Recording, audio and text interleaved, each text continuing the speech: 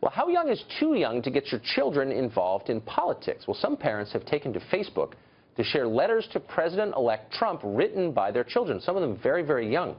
One letter from a 5-year-old in Seattle reads this way: "Dear President-elect Trump, please be a good president, be kind to all people. Some people in my family are a special religion, and they are not bad guys." Well, joining me now is that child's mother, Molly Spence-Sahajami, who started the viral Facebook group. Molly, thanks a lot for joining us tonight.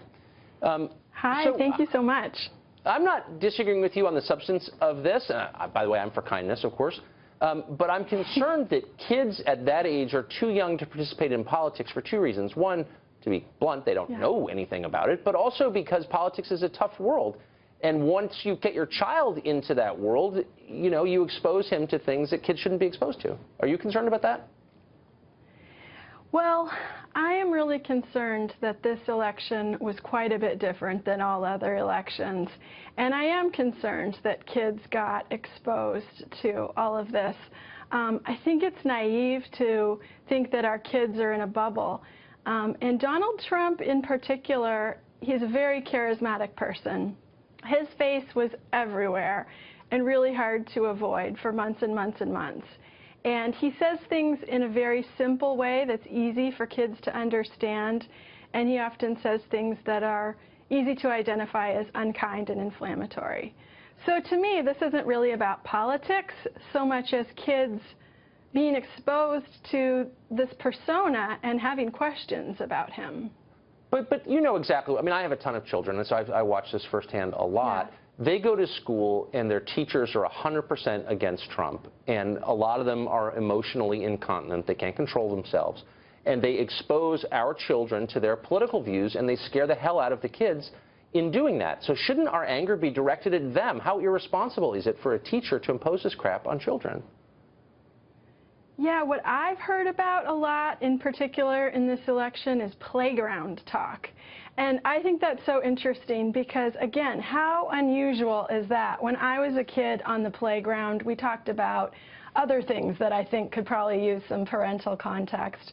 But as I started this group and had all of these people joining with kids of different ages, they said my kids would come home and they talked about Trump on the playground, and they had fears about him. Some of them were irrational and they needed some parental context and needed to be calmed down, and some were based on things that he actually did say.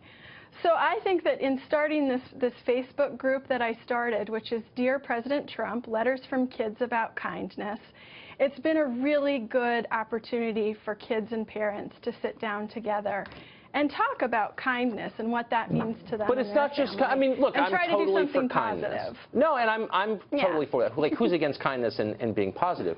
Here's one of the letters on the site. Dear Mr. Trump, kids in my class are very scared. Please don't kick them out. In my school, we get sent to the wall when we're in trouble. My friends did not do anything wrong. Don't send them to the wall. Love, Abby, age 6. Not really about kindness, it's about policy. And should 6-year-olds really be making policy recommendations? That just seems wrong to me. Right. To me, that's a moment for some parental context to be given. And so that's a moment where if my child were to write that letter and I would see that, I would say, wow, let's sit down and talk about this. I mean, I think that whether the letters are right or wrong is irrelevant here. I think what's interesting to see in these letters is this is a reflection of what kids are thinking right now. Yeah, and so what does that mean for us as parents? Yeah, what does that mean for us as parents? It means we ought to raise them in a bubble to the extent we can. Take their stupid phones away. Just my view. Molly, we're out of time. I appreciate talking to you, and I think your intentions are good. So it's great to see you. Thank you. Thank you. Thank you.